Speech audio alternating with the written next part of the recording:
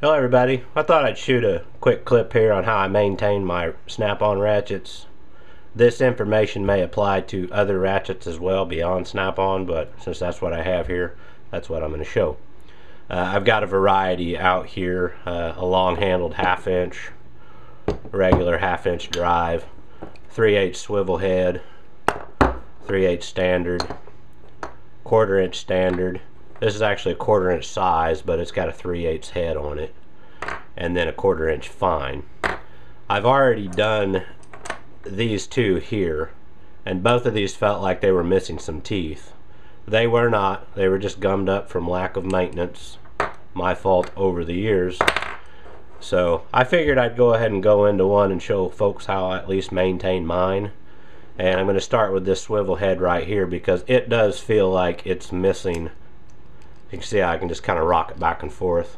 It feels like it's missing a tooth or many. I'm not sure. We're going to open it up, see what it takes to look at it, and I'll get parts if I need to. So let me get in a little bit closer here and I'll show you how I maintain mine. Alright, well, I'm pulled in here real tight. I'm going to have to work real close to the camera. I just wanted to get you a good view of what I'm doing here. First and foremost, on these snap-on ratchets, there's just two screws right here that you simply take out, and there's of course your forward and reverse lever. If you're using them in automotive conditions or something like that, more than likely to have a bunch of garbage built up in these holes. So take a little fine pick or something and clean those slots out real good before you try to get a screwdriver in there, or you might round them off and not be able to get it out. And then of course find a screwdriver that fits it properly. So let me go ahead and get these screws out real quick. Yeah, there's a little bit of garbage in there, I can tell. I've not maintained these for years. I used to do it when I was actually actively using them, quite frequently. Maybe once every 3 to 6 months I would go through them. If they started acting up, I'd take them apart and clean them up. So once we get the two screws out of there, don't lose them. This should just pop off that plate right there. So you can see I just picked that plate up. Here's my gear. Oh yeah, this one's hammered. You can see I'm missing teeth right there. Yeah, I can see the shards down in it. So this one I'll obviously need to get a new head for, and I will. But just for the grins and sakes of the video, I'll clean the pieces out of this and go ahead and tell you what I do on this one. And if I find another one, I may show it as well. But basically, this is just old oil that's in here, like a light machine oil, like a 3-in-1. So a cleaner, degreaser, I'm going to use Purple Power. I'm just going to clean it, brush it with a toothbrush. I'll do the same here. I'll do the screws, and I'll even do the head, and get down in here and clean all the stuff out of it. Now, the way that you clean things, people are like, well, you're going to clean it, you need to rinse it off, etc., etc. The formula for cleaning any parts that you don't want to rust is solvent, hot water, and air. Meaning, use your solvent, clean the part, get the part itself really hot with hot water, and then take an air hose and blow it off. Blow most of the water out, or all that you can get out, and the heat retained in the part will dissipate the rest, and you won't have rusting. And then of course I'll come back in with a little 3-in-1, and everything will get coated and put back together. So let me clean this up real quick and then we'll get it back. Okay, well, the head's been cleaned, solvent, hot water, and air, nice and clean, as well as all these components, same deal. I'm going to go ahead and put it back together with this. It's actually missing 4 teeth on closer inspection. I don't recall doing that, but it was either me or my dad somewhere along the way. But I believe these are like field repairable units, so if you had a snap-on guy come into your shop or something along those lines, they may not charge you for repairing this. But I believe if you try to send it in to Snap-on, they're not going to fix it. So anyway, I'm going to go ahead and order one because it's only $10 to get the replacement head for it. So anyway, I use a 3-in-1 oil. And the first thing I do is just put a drop on this and just coat this on both sides. Kind of get down in the holes and wipe off the excess a little bit. This is just primarily to prevent rusting. And I'll do the same thing with the screws. Just a little drop.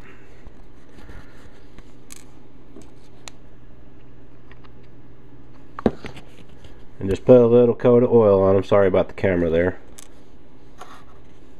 And then what I do in the head is right here you can see this indent ball. I put one drop right there. Just a drop. And work it back a little bit.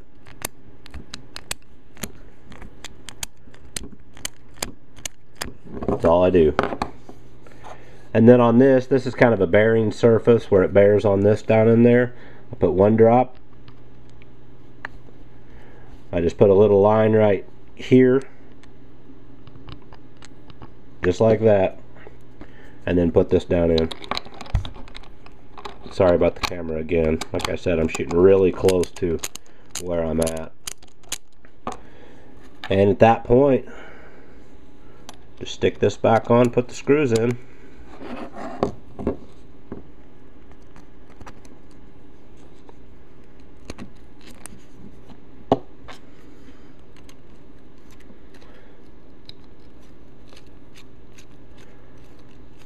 So I'm just snugging that up. I'm not getting hard on it yet, just to get them started.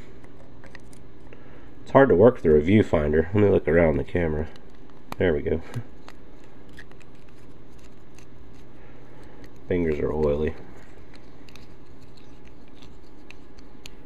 Just give it a good tightening on both sides.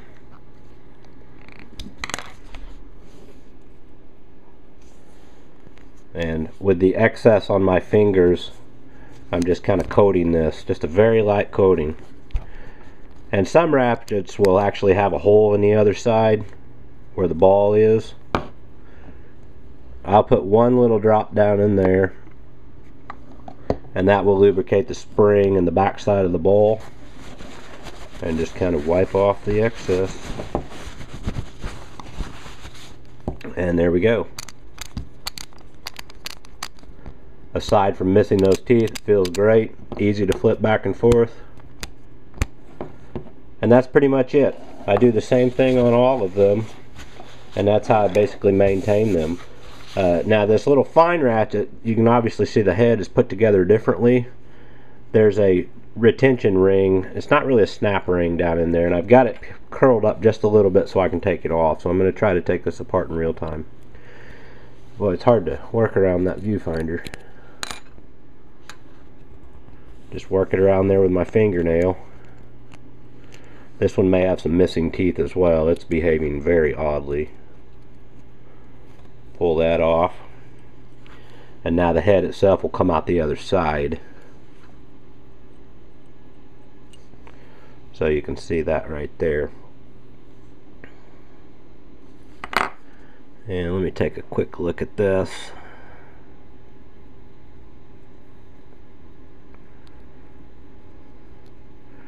The teeth right here look okay. It looks like there's some garbage in there, but it's neat the way this one's made. It's actually around the outside of the head itself is where the actual teeth are, kind of in reverse. And it looks to be in pretty good shape, but it does look to have a bunch of garbage in there. So I'm going to go ahead and clean this one up, oil it, we'll put it back together and see if it fixes it. Alright, well this one's been cleaned up, and it's in really good shape, all the components. It's hard to see this stuff, but the problem with this one is it was just gummed up, so it wasn't engaging all the way. So now it works just fine.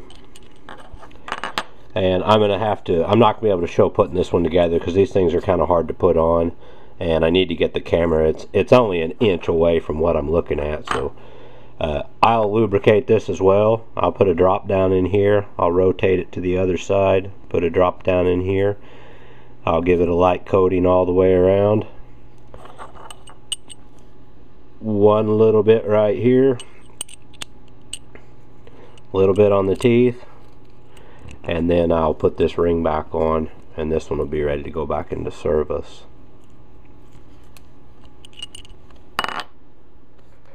Alright, well, I have everything cleaned, lubed, and put back together.